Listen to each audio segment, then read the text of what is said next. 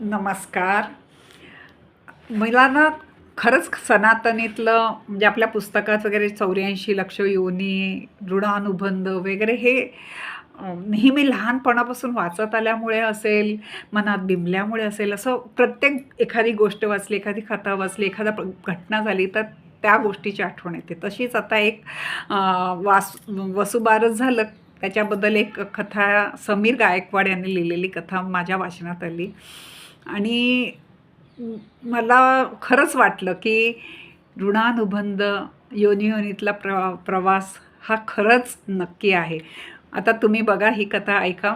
मी थोडक्यात सांगते. ती कथा खूप त्यांनी छान व्यवस्थित डिटेलमध्ये दिलेली आहे, पण मी तुम्हाला थोडक्यात सांगते. न्यूझीलंडमध्ये घडलेली ही गोष्ट आहे. केन म्हणून त्यांना केन पापा म्हणायचे. चार्ली ब्राऊन अशा ह्या नावाने ओळखणारे एक शेतकरी होते.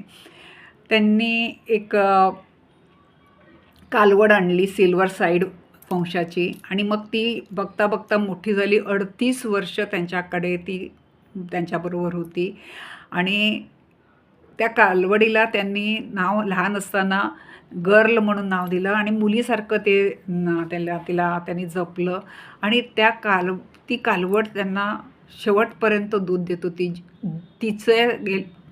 शेवटच्या 8 वर्षात तिला वेत नाही आले, पण तिने दूध मात्र ती केन यांना प्रेमाखातर काय माहीत नाही, ऋणानुबंध ती बरोबर त्यांना दूध देत होती असं.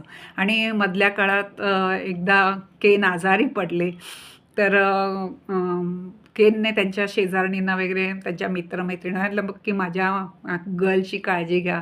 तर ते तिची काळजी घ्यायला जात तेव्हा तिची नजर केनला शोधायची. मग ही लोकं फोटो वगैरे दाखवत अशा पद्धतीने. आणि मग 2007मध्ये किवी म्हणजे न्यूझीलंडमधलं जे मीडिया आहे त्याच्यामध्ये ते खूप बातमी प्रसिद्ध झाली आणि खूप लोकांनी पैसा वगैरे करून त्यांना मदत केली.